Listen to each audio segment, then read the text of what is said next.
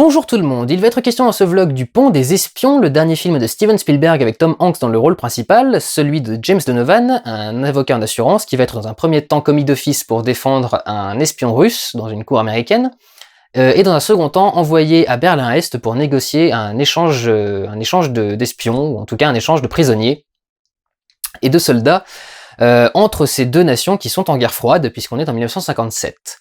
L'histoire était ce que je craignais le plus dans le film, étant donné que je suis pas du tout fan de films d'espionnage, et que je suis pas non plus fan de la patte des frères Cohen qui sont revenus travailler le script. Il se trouve qu'au final, j'ai adoré, et que je suis vraiment rentré dedans, parce que j'y ai trouvé finalement ce que j'aime le plus dans ce genre de film. C'est donc pas un film d'espionnage, c'est pas un film de procès non plus, c'est vraiment un film historique. On suit des personnages et on suit des événements, mais ce qui importe c'est l'histoire, c'est le contexte, c'est ce qui est en train de se passer.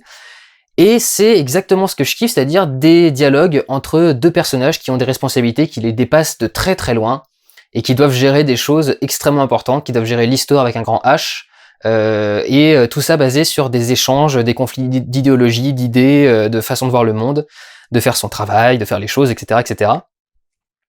Quelque chose d'assez fascinant pour moi, que j'aime beaucoup regarder, et je m'attendais pas à tomber là-dessus. Alors par contre, de fait, même si c'est adapté de faits réels, je vais éviter de vous parler trop de l'histoire, parce que finalement, ce sont ces renouvellements qui sont intéressants, ce sont ces retournements de situation qui apportent quelque chose de neuf.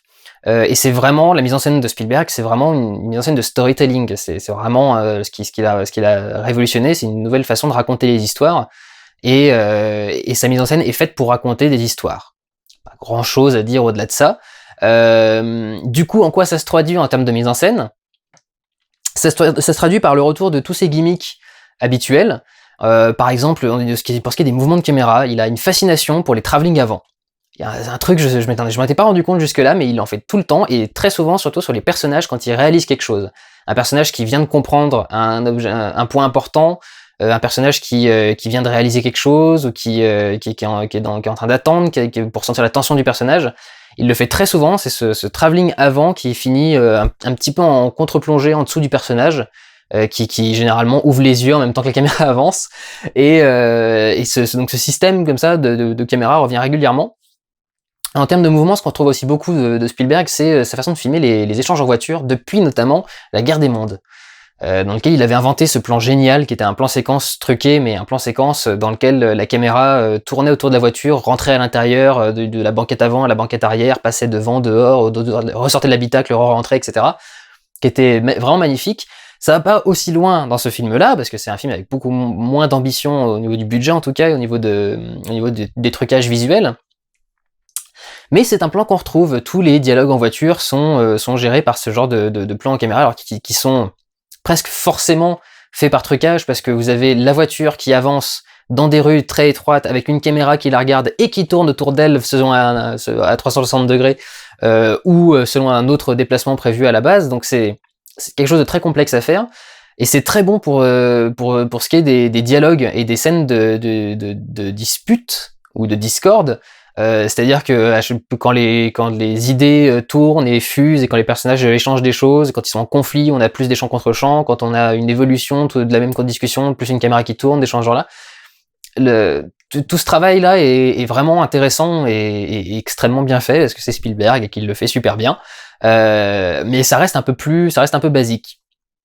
Autre chose basique et même un peu la base du Spielberg, la lumière volumétrique aussi, qui met beaucoup. Ce que je veux dire par lumière volumétrique, c'est, vous savez, quand vous êtes dans une pièce qui a beaucoup de fumée, ou beaucoup de buée, ou de poussière, plus souvent la poussière, vous voyez la lumière, puisque l'air est chargé de petites particules, et donc les rayons de lumière les illuminent en les traversant.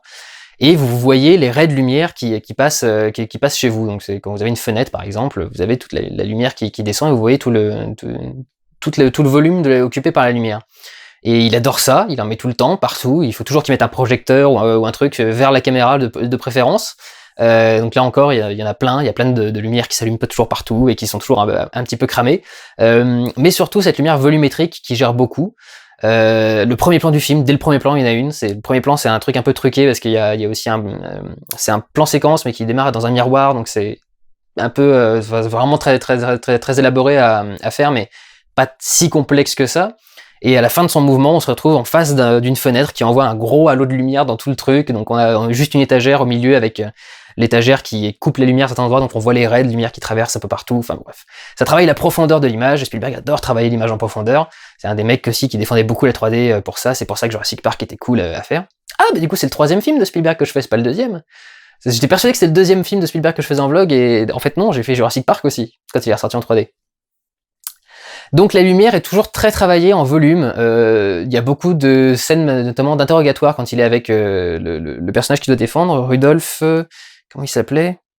Abel, Rudolph Abel, et ils sont dans une pièce, un parloir, en gros un parloir, où il y a des fenêtres partout derrière, et les fenêtres sont non seulement un peu cramées, un peu blanches, mais il y a ces halos de fumée, ce flou blanc qui envahit tout l'espace et qui donne vraiment un sentiment très différent à la scène. Ça peut donner un sentiment plus calme ou plus cosy, ou au contraire, ça peut donner un sentiment assez vif et assez violent.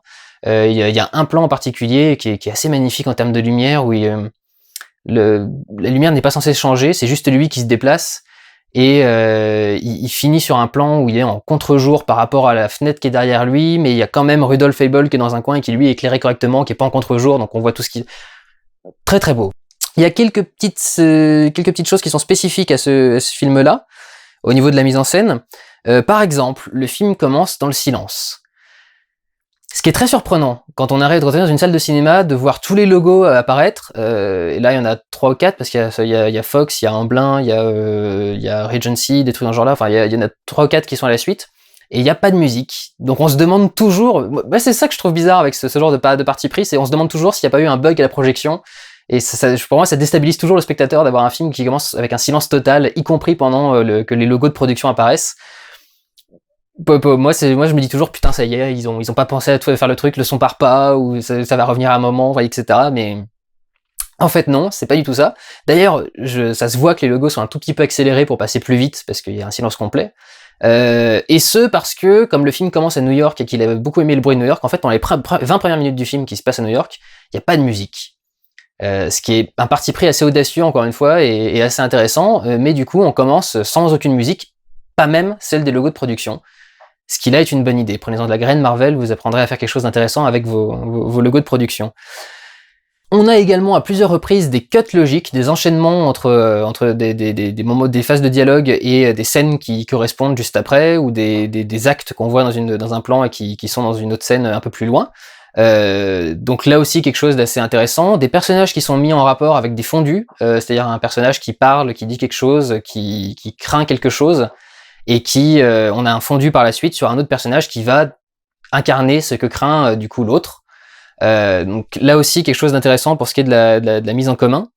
Il y a également, alors comme ça se passe en partie à Berlin pendant un moment, c'est une bonne idée, mais il y a peu de films qui osent le faire maintenant, c'est le fait que le personnage parle en allemand, un petit peu en allemand, sans sous-titres.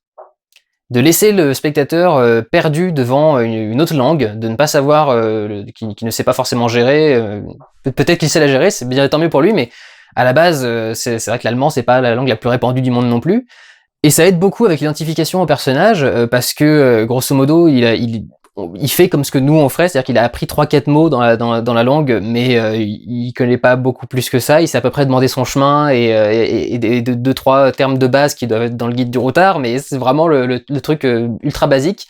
Et le fait de ne pas avoir de sous-titres fait qu'on est aussi perdu que lui et qu'on comprend vite fait un mot ou 3 mots d'allemand à un moment, mais c'est pas du tout notre langue de base et on est aussi perdu que lui. Donc c'est quelque chose d'assez intéressant en termes de mise en scène et de plonger dans le film.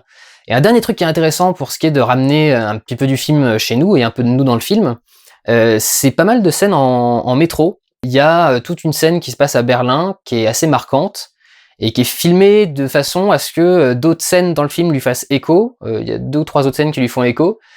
Et à ce qu'on les ramène du coup chez nous, c'est-à-dire qu'il y a une première scène où il est en métro à New York, puis une scène à Berlin, et puis retour à New York, et il voit plus New York de la même façon parce qu'il a été changé, parce qu'il a vu Berlin. Et nous-mêmes, ayant vu le truc à Berlin, on va l'intégrer dans nos propres trajets en métro si on a quelque chose qu'on voit comme ça dans la vie de tous les jours. Donc voilà, encore une fois, quelque chose d'intéressant pour ce qui est de ramener du réel dans notre monde. Je dirais que c'est à peu près la même chose que le manteau rouge dans la liste de Schindler. Tout le film est en noir et blanc, et ce qu'on ramène chez nous, c'est le manteau rouge, parce que c'est ce qui nous marque, et dès qu'on voit un manteau rouge, maintenant, on pense à la liste de Schindler. Quelque chose comme ça d'intéressant, mais c'est comment est-ce que Spielberg nous marque avec un élément du film pour qu'on le ramène chez nous. Voilà, j'ai pas 36 000 trucs à dire sur Le Pont des Espions, je m'attendais pas à l'aimer, et au final, je l'ai bien aimé, donc je vous encourage à aller le voir, c'est du Spielberg de toute façon, donc ça peut pas être mauvais non plus. Jusque-là, j'ai pas encore vu un mauvais film de Spielberg. Et puis c'est une histoire assez intéressante et assez fascinante, il y a plein de choses que je vous ai pas dit, il y a des plans qui sont un peu plus impressionnants que ceux que je vous ai décrits, et puis beaucoup de choses à décrire en détail. Donc je vous encourage à aller le voir par vous-même. Prenez soin de vous, allez voir des films, ciao!